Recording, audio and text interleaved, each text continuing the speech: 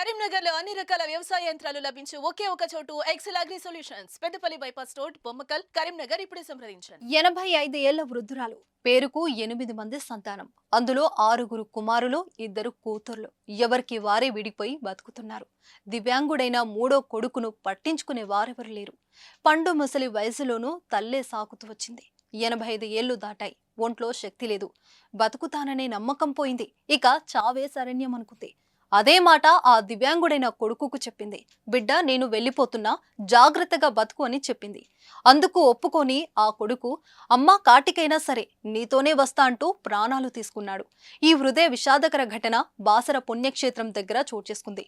పూర్తి వివరాల్లోకి వెళ్తే,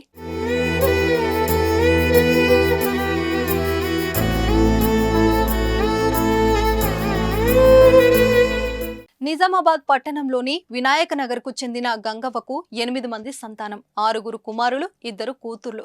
ఎవరికి వారే తలో చోట బతుకుతున్నారు. వారిలో 3 గతంలోనే చనిపోయారు.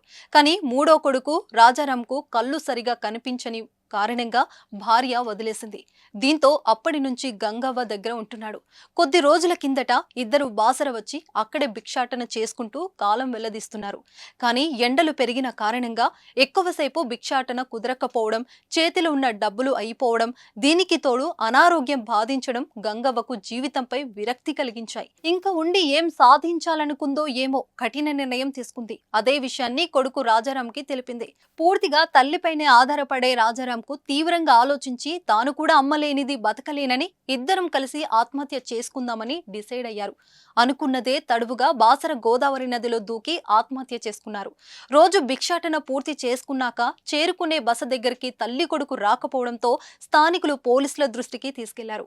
పోలీసులు గాలింపు చర్యలు చేపట్టగా గోదావరి నదిలో 2 మృతదేహాలు లభించాయి. కేసు నమోదు చేసుకున్న పోలీసులు దర్యాప్తు చేస్తున్నారు. ఏది ఏమైనా తల్లితో పాటు కొడుకు ఆత్మహత్యానికి పాల్పడటం స్థానికంగా చర్చనీయాంశమైంది.